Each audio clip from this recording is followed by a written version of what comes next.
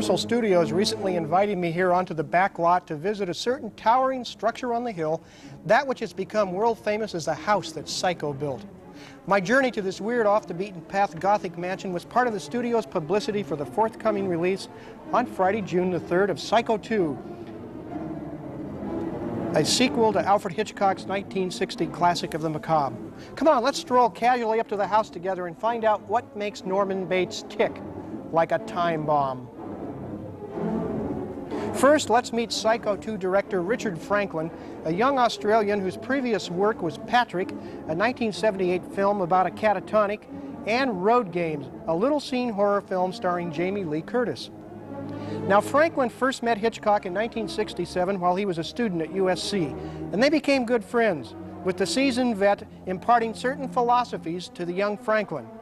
Now, ironically, 16 years later, Franklin has shaped Psycho 2 to keep the spirit and legacy of Hitchcock alive and living in Hollywood.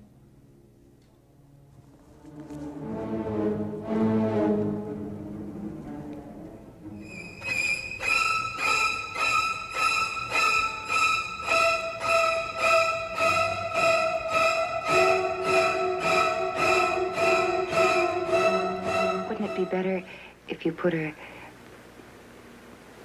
someplace? You mean an institution? A madhouse? People always call a madhouse someplace, don't they? Put her in someplace. I'm sorry. I didn't mean it to sound uncaring. What do you know about caring? Have you ever seen the inside of one of those places? The laughing and the tears, and the cruel eyes studying you. My mother there. But she's harmless.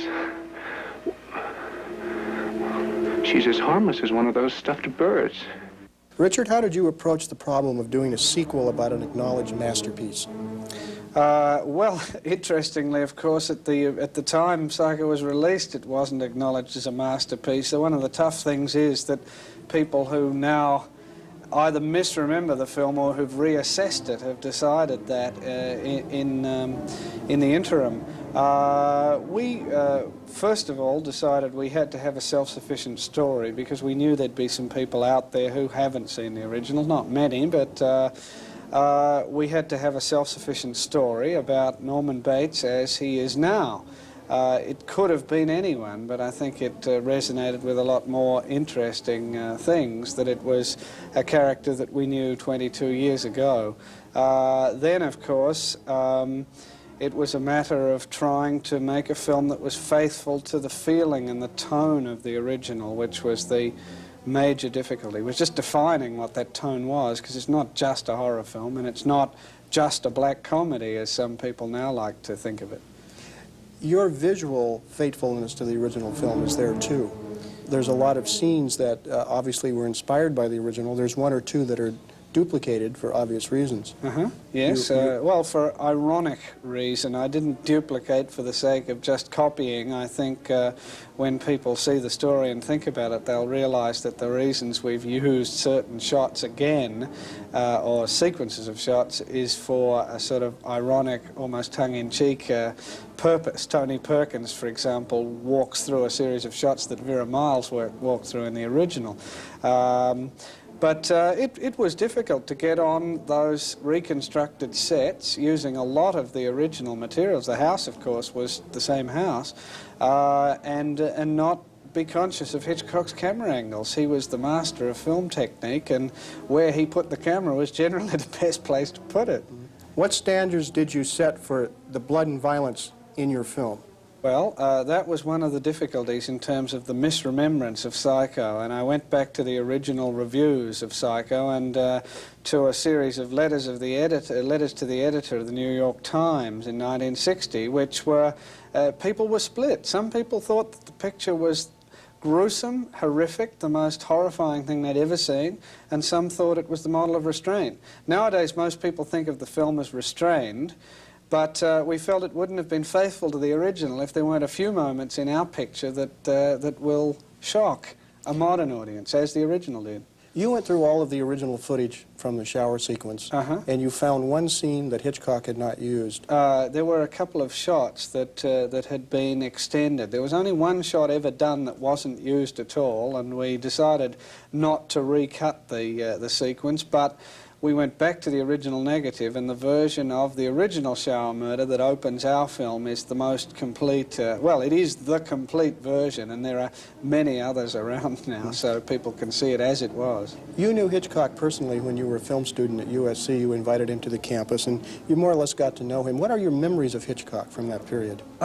Hitchcock was a shy, self-effacing man. He was eager to share his knowledge of film. He didn't quite understand why other people didn't make films the way he did, and he felt that the way he made films was a tradition that went back to the silent era. So I think, in a way, the fact that we're continuing on the tradition of what he called pure cinema, which is not just to do with thrillers, it's to do with the way you tell a story with a camera, not relying on dialogue, as of course they didn't in the silent era. I think he would like what we've done here. How should movie suspense be manipulated? Movie suspense comes from one thing only. It comes from good storytelling, and it comes from what he would call putting the bomb under the table. To surprise people by having the two of us sit here and blow up is a momentary visceral shock thing. But if we suddenly now discover that there's a bomb inside this, and we cut to it and we see the wick burning, the fuse on the bomb burning, then we have suspense. Hitchcock told the press after the film came out that never did the knife touch the body. He was lying. He was lying. He was lying. He was lying because if he admitted that it touched the body, they would have cut the shot. He also claimed when somebody said, but we saw some nudity in there, he said, yes, well, that's where I was clever. You see, I used a young boy as a stand-in. He didn't. He used a female stand-in, and there is nudity, and the knife does touch the body. I hate to destroy the legend, but in a way, that's what's even more interesting about him, was that he was able to overcome reality with his public persona.